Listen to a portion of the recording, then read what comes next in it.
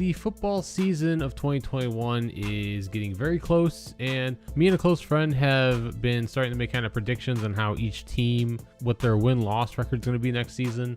And I thought it'd be kind of fun to predict who's going to be leading the category stats, like passing yards, rushing yards, receiving yards, all that kind of thing. So like most videos I make, like top 5, top 10s, I figured we were going to do today a top 5 rushers of 2021, giving my prediction of top 5 rushers. I don't know why I can't talk when I get on a camera. If you don't know already, NFL season of 2021 is getting one extra game this season, so we'll have 17 games instead of the traditional 16, and that may increase the year after, and we might have 18 games. But for this season coming up, we're gonna have 17 game season, so the yardages are gonna be a little bit more than normal, so it's gonna kind of throw it off a little bit.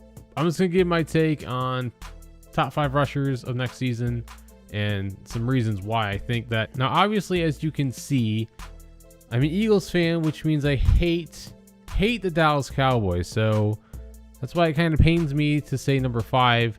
I think Ezekiel Elliott's gonna have a bounce back year. Dak's coming back. He's gonna, if he stays healthy, I should mention that. I think Ezeke will get number 5 if Dak stays healthy. He's coming off of a down year, and he still put up almost 1,000 yards on a down year, so that's pretty good. Last year, Dak got out, I think week 5. He had that gruesome injury as week 5 or week 6. And then Andy Dalton came in, and that offense isn't going to run the same as if Dak were at the QB spot. So I think that hurt his production last year. And with Dak being back, if he can stay healthy throughout the season, defenses aren't going to be able to crowd the box against the Cowboys when you have CeeDee Lamb, Amari Cooper, Gallup, with Dak back there who can also scramble. Like, defenses aren't going to be able to have 7 in the box and control the Cowboys wide receivers. It's just not going to be able to happen. So I think with Dak being back, he's going to be able to spread the offense vertically, giving a chance for Zeke to get some holes in the run game to get a lot more yards than we had last season. And as far as their schedule of strength, or their strength of schedule goes, it's kind of balanced. I mean, he'll probably have at least 3 good games against divisional teams. It doesn't seem like in the NFC East that one team is just going to dominate that division. It's kind of like scattered a little bit. So I'm sure he'll have at least 3 to 4 good statistical games within that division. Then they're also going against the Panthers, the Patriots, and the Broncos, which last year their rushing defense wasn't too strong. I know the Patriots made a lot of moves in the offseason, but that was, as far as I recall, mainly toward the offense. Then the Broncos kind of struggled, I would say, for the majority. So yeah, I got Elliott at number 5. At number 4, going Nick Chubb this year. I know he had some injury trouble last season. He was out for, I think, 4 to 5 weeks or somewhere in that range. He is playing for a new contract. The Browns, from what I've seen, have not re-signed him yet, but I think they are working out a deal. But the way he plays this next season might dictate how much money he gets paid, how many years they want him for, all that kind of stuff. And also, if the Browns decide not to sign him, it gives some good film for him for other teams to kind of pursue him. That's a pretty big reason, I would think.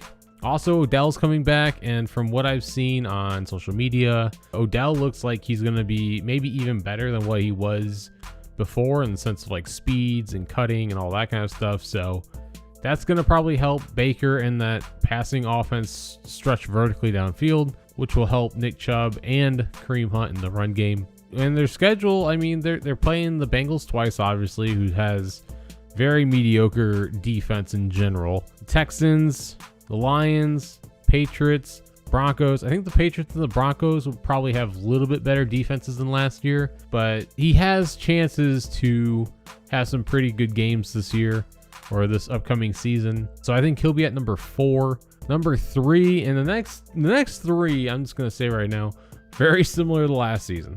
They can go in any order, but this is what I've got right now. Jonathan Taylor is going to come off and be just as deadly as he was last season, and I think he'll be the starter coming into the season. Marlon Mack is going to be coming off injury.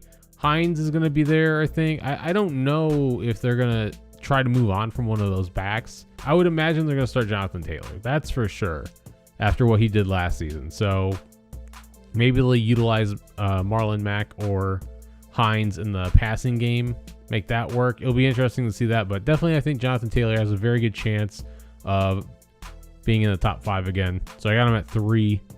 Number 2, similar to last season, Dalvin Cook I'm going with. With Jefferson proving himself and having Thielen back, and they're getting Irv Smith at tight end. I think he was mostly injured last season.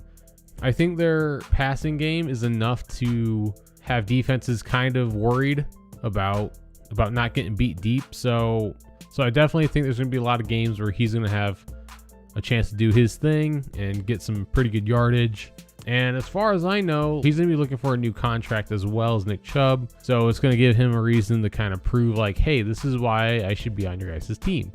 And if the Vikings already haven't seen why Cook should be on their team, then I don't know who is in their front office, because the guy's a beast and definitely deserves like a 5-year contract. I definitely think he'll be one of the running backs in the next 3 to 5 years to take like at least 1 or 2 seasons as the rushing leader. He's so good with his cuts and everything.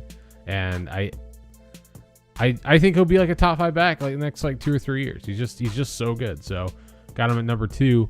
And the number 1. Now I think this guy is going to do something that hasn't been done since 1991 when Emmitt Smith led the league in rushing for 3 years straight from 91 to 93. Derrick Henry will once again lead the league in rushing yards. I just don't see how you stop him. They just picked up Julio Jones, so having him and AJ Brown, it's going to be a nightmare for defenses. You're not going to be able to crowd the box, and even when you do crowd the box, Henry does what he wants to. You cannot stop that man. Adding Julio Jones to their offense is both good for the passing and the rushing game.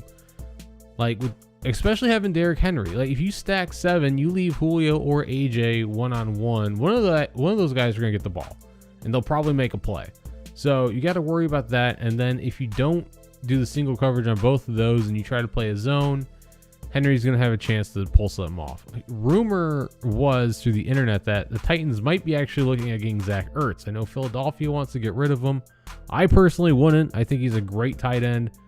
I would love to see him stay in Philly, but because the Titans also got rid of Jonnu Smith, who went to the Patriots this offseason. So it would make sense for Titans to fill that tight end gap with someone like Zach Ertz, who's an amazing possession catcher. And if they add him, that's just another weapon that defenses have to worry about. So obviously that hasn't happened yet. We don't know if it will happen, but if it does, it's just another reason why I think this prediction could be even more so.